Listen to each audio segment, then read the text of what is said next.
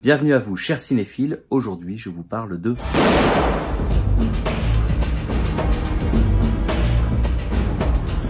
Dans ce numéro, je vais vous dire qui incarne, selon moi, le meilleur James Bond. J'en profite tout d'abord pour vous remercier de votre fidélité et pour souhaiter la bienvenue aux nouveaux abonnés. Vous êtes de plus en plus nombreux à suivre ma chaîne et ça fait chaud au cœur. Merci à vous.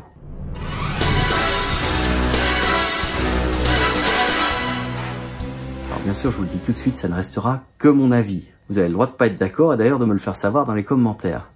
Alors pour commencer, rien que pour vous, un récap en images de tous ceux qui ont incarné l'agent James Bond. Et je dis bien James Bond et non 007, 007 étant un matricule. Un matricule qui est donc cessible, comme il l'a été dans le dernier opus cinématographique en date.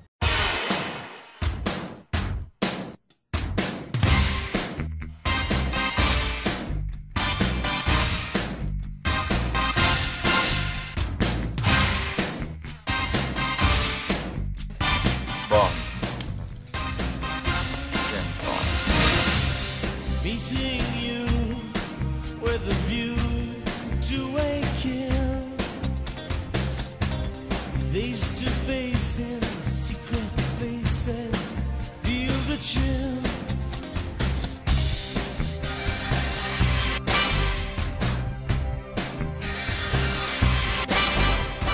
Nightfall covers me,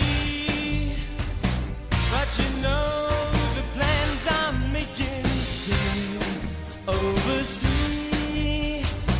Could it be the whole of opening wide? A sacred wine. Alors, premier constat, à la suite de ce petit montage, si vous n'êtes pas fan ou spécialiste de James Bond, il y en a peut-être un, voire plusieurs, qui vous ont échappé, que vous avez simplement oublié, ou alors que vous ne connaissiez pas du tout, même si vous avez vu les derniers films avec Daniel Craig. Et que vous vous dites, je connais bien l'univers de James Bond à l'arrivée. Alors au début de cette vidéo, vous avez vu que j'ai mis un petit insert, une couverture de livre. James Bond, avant d'être un héros de cinéma, est avant tout un personnage d'une série de romans écrits par Ian Fleming. Et le James Bond de l'écrivain, le James Bond de son papa, ne ressemble pas forcément, physiquement, tout le temps, au James Bond de cinéma. Alors dans les bouquins, bien sûr, James Bond a de la classe, vous vous en doutez bien, mais c'est un dur issu d'une discipline militaire. Et là, en termes de cinéma purement contemporain, on peut se dire qu'effectivement, Daniel Craig, malgré des gens qui n'adhèrent pas au style de Daniel Craig, qui disent parfois qu'il ressemblerait plus à un agent russe qu'à un agent britannique, et bien malgré tout, Daniel Craig colle bien au personnage guerrier, combattant endurci qu'est James Bond à la base. Alors James Bond, si on prend toute la chronologie des films, si on se dit que toutes ces aventures lui sont vraiment arrivées dans les époques qui sont évoquées, eh bien il serait très âgé, il aurait plus de 100 ans. Au minimum, hein. Oui, facile. Alors attention, il n'a pas été fait n'importe quoi non plus avec le personnage de James Bond au cinéma, hein. Dès le départ, l'énorme machine de production qui va être lancée pour des décennies établit des règles et James Bond, en termes de création scénaristique pure, doit répondre à un certain nombre d'exigences qui ont été, il y a longtemps, solidement établies. Donc les acteurs qui ont incarné James Bond sont le fruit d'une longue réflexion de la part de la production. Alors depuis quelques années, pour prendre la relève de Daniel Craig, quelques noms sont sortis comme ça un peu du bois, on va dire, surtout du net et surtout de la part des spectateurs, hein, soyons honnêtes, même si les sociétés de production sont jamais innocentes dans ce type de rumeurs. Donc entre volonté, envie et rumeurs, des noms comme ceux de Tom Hiddleston, Tom Hardy, Hugh Jackman ou encore Idris Elba sont sortis. Alors très souvent, on peut lire que la règle numéro 1, celle qu'il ne faudrait jamais briser, l'acteur qui incarne James Bond doit être britannique. Alors est-ce que ce sera le cas pour le prochain? J'en vois déjà beaucoup qui me disent « Mais oui, mais c'est sûr, c'est évident ». Alors nous verrons bien. Oui, je dis il y a de fortes chances que ce soit le cas. On verra. En tout cas, il y a de fortes chances que le personnage qui porte le matricule 007 dans le dernier film soit de nouveau de la partie. À mon humble avis. Mais là encore, nous verrons bien.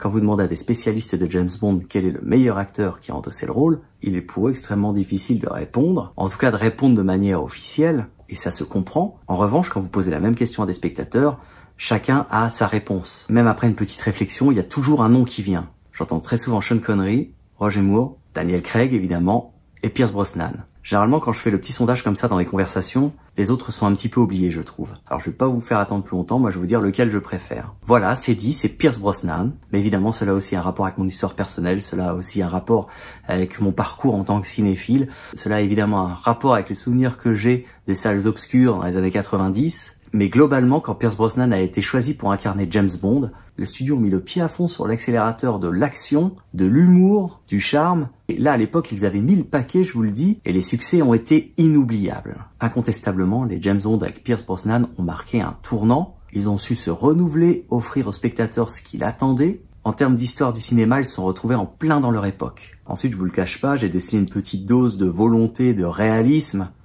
politique, social, voir ce qu'on appelle le réalisme en termes d'action au cinéma, même si le son des coups de poing c'est jamais ça pour de vrai, même si quand on se bat ça dure pas 45 minutes non plus, mais une volonté de réalisme dans ceux avec Daniel Craig. Donc là avec Daniel Craig, les James Bond sont aussi entrés dans une nouvelle ère et j'ai pu constater que ces James Bond là plaisaient plus, on va dire, à un public plus jeune, à un public habitué à des films d'action plus récents. Et très rapidement, il y a eu un effet de reléguer les autres James Bond, même ceux avec Pierce Brosnan, au rayon des curiosités du passé, allant parfois jusqu'à faire dire à certaines personnes que finalement, oui, tout ça c'était que du popcorn, avec le recul c'est un peu désuet, c'est pas crédible. Alors il faudra voir quel sera le niveau de crédibilité, dans le sens ce que le spectateur attend par rapport à son temps, hein, avec les James Bond de Daniel Craig. Et c'est vrai, je l'avoue moi-même, j'ai beau aimer les James Bond, il y en a que j'ai pas particulièrement envie de revoir. Ils ne sont pas sur la top liste des films du célèbre agent que j'aurais envie de me repasser si j'ai 2 heures ou 2 heures et demie devant moi. Voilà, ce numéro est à présent terminé, j'espère qu'il vous a plu.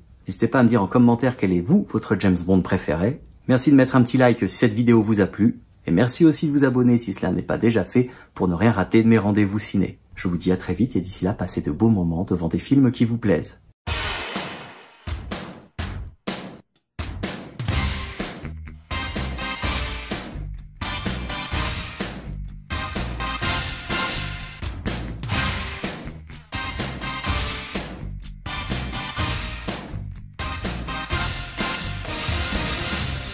Meeting you with a view to a